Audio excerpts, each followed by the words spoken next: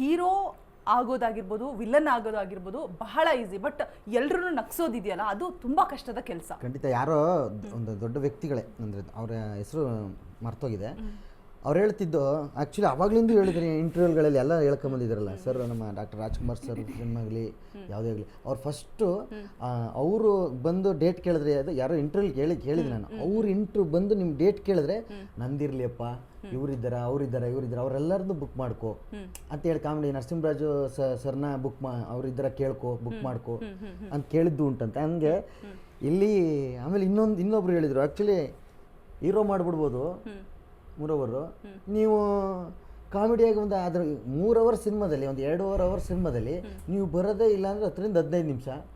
So hero ಬಂದಾಗ ಎಷ್ಟು ಕಿರುತ್ತಾರೆ ಅಭಿಮಾನಿಗಳು, ಹಂಗೆ ಕಾಮಿಡಿಯನ್ ಬಂದಾಗಲೂ ಕಿರುತ್ತಾರಲ್ಲ. ಆ್ಯಕ್ಚುಲಿ ನಮ್ಮ ಸಾಧಿಸ್ತಾರೆ ಹಂಗೆ ಅಂತದೆ, ವಾರ ನಾವು 15 ನಿಮಿಷ ಬರೋದು ಒಂದೇ, ನೀವು 2.5 ಅವರ್ ಇರೋದು ಒಂದೇ ವಾರ ಅಂತಾರೆ. ಅಂದರೆ ಹಂಗೆ ಅನ್ನೋರು ನನಗೆ ಯಾವಾಗಲೂ ವಾಗಲೇ ಅವರು ನಮ್ಮ ಸಾಧಿಸ್ತಾರೆ ಹಂಗೆ ಅನ್ನೋರಲ್ಲ. ತುಂಬ ಖುಷಿ ಆಗುತ್ತೆ. ಡೈಲಾಗ್ ಬಿಸಾಕಿ ಇವಾಗ ಹೇಳಿದ್ರಲ್ಲ, ಅವ್ರು ಬೈಯೋದೇನ, ಏನ್ ಮಾಡ್ತಾ ಇದೆಯಾ, ಅಲ್ಲೇ ಬಾರಲ್ಲೇ ನಾಯಿ ಸಾಕು ಮುಚ್ಚಿ ಬಾಯಿ. ಅವ್ರ ಜೊತೆ ಹೋಗೋದೇ ಒಂಥರ ಖುಷಿ. ಸೊ ಅವರು ಒಂಥರ ಇನ್ಸ್ಪಿರೇಷನ್ ನಮಗೆ. ಅವ್ರು ನೋಡ್ಕೊಂಡು ಕಲ್ತಿದ್ದು, ಕಟ್ ಮಾಡಿದ್ರೆ ಅವ್ರ ಎದುರುಗಡೆ ಆ್ಯಕ್ಟ್ ಮಾಡ್ತಾ ಇದೆ ಗಿಚ್ಚಿಗಿಲಿಲಿ. ಸೊ ಬಟ್ ಅವರಷ್ಟು ಸ್ನೇಹ, ಒಂದು ಫ್ರೆಂಡ್ಲಿ ಆಗಿರೋಂಥ ಒಬ್ಬ ಇಂಡಸ್ಟ್ರಿಯಲ್ ಕಾಮಿಡಿಯನ್, ಲೆಜೆಂಡ್ ಕಾಮಿಡಿಯನ್ ನಮ್ಗಳ ಜೊತೆ, ಹೊಸಬ್ರ ಜೊತೆ ಅಷ್ಟು ಫ್ರೆಂಡ್ಲಿಯಾಗಿ ಮಾತಾಡ್ಕೊಂಡು ಚೆನ್ನಾಗಿರ್ತಲ್ಲ, ಅದೊಂದು ಖುಷಿ ಆಯಿತು. ಸೊ ಕಾಮಿಡಿ ಮಾಡೋದು ಅಷ್ಟು ಈಸಿ ಅಲ್ಲ. ನಾನು ಈಸಿ ಅಲ್ಲ ಅಂತಲ್ಲ, ನಾನು ನೋಡಿದ ಮಟ್ಟಿಗೆ ಒಬ್ಬನ್ನ ಹೊಡೆದು ಒಂದು ಕಲ್ಲು ತಗೊಂಡು ಹೊಡೆದ್ಬಿಟ್ರೆ ಅವ್ನು ಗುಳು ಅಂತ ಅಳ್ತಾನೆ. ಸೊ ಅದೇ ವ್ಯಕ್ತಿನ ನಗಿಸು ಅಂತ ಅಂದರೆ ಕಷ್ಟ. ಸೊ ದೇವರು ವರ ಏನೋ, ನಮ್ಮ ಅಜ್ಜಿ ವಯಸ್ಸೇ ನನಗಿರೋದು, ಬೇಕಲಮ್ಮ ಅಂತ. ಅವ್ರ ವಾಯ್ಸೇ ನನಗೆ ವರದಾನವಾಗಿ ಕೊಟ್ಲೆ ನಮ್ಮ ಅಜ್ಜಿ, ಮತ್ತು ನಮ್ಮ ಅಪ್ಪ ಅಮ್ಮ ಮಾಡಿರೋ ಪುಣ್ಯ ಏನೋ ಈ ಕಾಮಿಡಿ ಮಾಡೋವಂಥದ್ದು ಬಂದಿದೆ.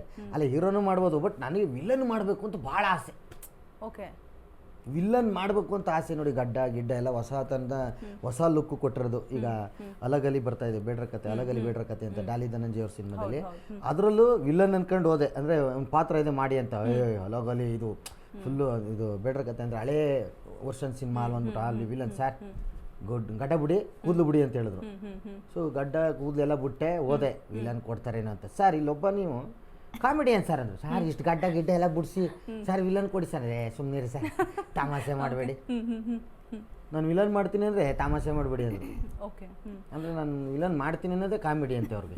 ಇದೆಲ್ಲಿ ನೆಗೆಟಿವ್ ಆಗುತ್ತಾ ಗೊಬ್ಬರಗಾಲ ಅವ್ರಿಗೆ ಅಂತ? ಬಿಕಾಸ್ ಈ ಕಾಮಿಡಿ ಥರ ನೋಡಿ ನೀವು ಬೇರೆ ಒಂದು ಪಾತ್ರ ಮಾಡಬೇಕು ಅಂತಂದರೆ, ಇವಾಗ ನೀವೇ ಎಕ್ಸಾಂಪಲ್ ಕೊಟ್ರಿ. ಆ್ಯಕ್ಚುಲಿ ಇಲ್ಲ, ಖಂಡಿತವಾಗ್ಲೂ ನಾವು ಎಲ್ಲ ನಮ್ಮ ಗಿಚ್ಚಿಗಿಲಿ ತಂಡದಲ್ಲಿ ಎಲ್ಲ ಇದ್ರಲ್ಲ ಆ್ಯಕ್ಟರ್ಗಳು, ನಮ್ಮ ಹುಡುಗರುಗಳೆಲ್ಲ ನಾವು ಹೇಳ್ತೀವಿ ಎಲ್ಲ ಥರದ್ದು ಪಾತ್ರ ಮಾಡಬೇಕು ಅನ್ನೋ ಆಸೆ. ನಾವು ವಿಲನ್ನೂ ಮಾಡ್ತೀವಿ.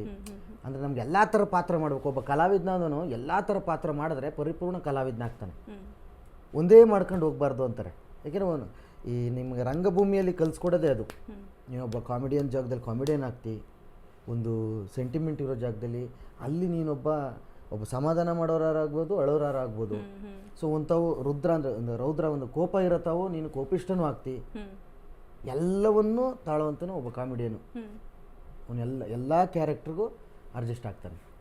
ಅಳು ಇರುತ್ತವ ಅಳುತ್ತಾನೆ, ನಗು ಇರ್ತಾವ ನಗಿಸ್ತಾನೆ, ವಾತ್ಸಲ್ಯ ಇರ್ತಾವ ಅದು ಅನುಭವಿಸ್ತಾನೆ, ಫ್ರೆಂಡ್ಸ್ ಜೊತೆ ಇದ್ದಾಗ ಫ್ರೆಂಡ್ಸ್ ಜೊತೆ ಎಂಜಾಯ್ ಮಾಡ್ತಾನೆ. ಸೊ ಎಲ್ಲ ಕ್ಯಾರೆಕ್ಟರ್ನು ಅವನಲ್ಲಿ ಎಲ್ಲ ಕ್ಯಾರೆಕ್ಟರ್ ಇರ್ತದೆ.